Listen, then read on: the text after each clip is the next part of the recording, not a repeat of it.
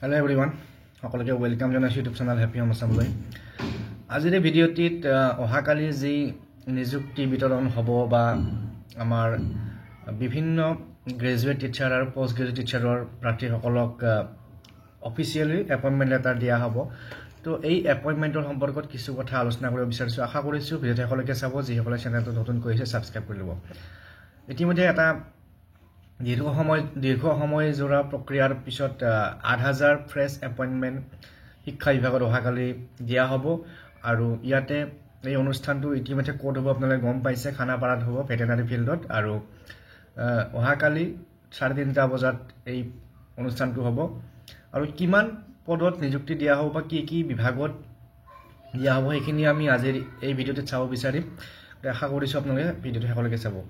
তো total 8,000 ভেকেঞ্চিত appointment দিয়া হ'ব কালি শিক্ষা বিভাগৰ আণ্ডাৰত। আৰু এই অনুষ্ঠানত মুখ্য অতিথি হ'ব আমাৰ অসম মাননীয় মুখ্যমন্ত্ৰী ডাঙৰীয়া ডক্টৰ হিমন্ত বিশ্ব শৰ্মা। আৰু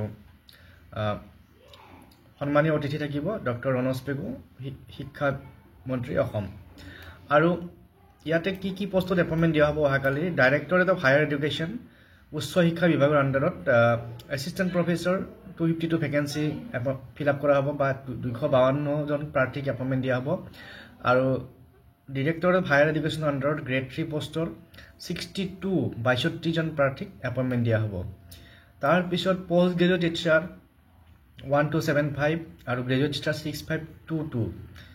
আৰু ইতিমধ্যে আপোনালোকে জানে যে যিখিনি পদ এডভাৰটাইজ হৈছিল আমাৰ গ্ৰেজুৱেট টিচাৰ আৰু পোষ্ট গ্ৰেজুৱেট টিচাৰ কাৰণে গোটেইখিনি ফিল আপ নহ'ব। আৰু ইয়াতে ফিগাৰটো চাই আপোনালোকে গম পাইছে যে প্ৰায় 8,000 ভেকেঞ্চিৰ কাৰণে এডভাৰটাইজ হৈছিল গ্ৰেজুৱেট টিচাৰৰ, কিন্তু ইয়াৰে অনলি 6,522হে নিযুক্তি পত্ৰ বিতৰণ কৰা হ'ব। তাৰপিছত লেকচাৰাৰ ডায়েটৰ 28টা ভেকেঞ্চি আৰু এছিষ্টেণ্ট ডিৰেক্টৰ SCAT আণ্ডাৰত 8টা ভেকেঞ্চি, তেওঁলোকৰ কাৰণে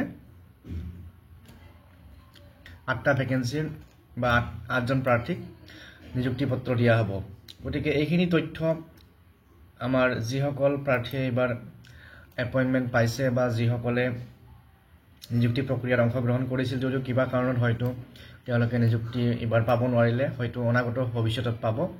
গতিকে এই তথ্যখিনি আজি আপোনালোকৰ লগত আগবঢ়ালোঁ। আৰু ইয়াতে এতিয়ালৈকে কিমান নিযুক্তি দিলে ইয়াতে দিয়া আছে: 1,26,793টা নিযুক্তি ইতিমধ্যে হৈ গ'ল। আৰু অহাকালি হ'ব 8,147জন প্ৰাৰ্থীক অহাকালি নিযুক্তি দিয়া হ'ব। আৰু টোটেল এতিয়ালৈকে চৰকাৰে 1,34,940জন প্ৰাৰ্থীক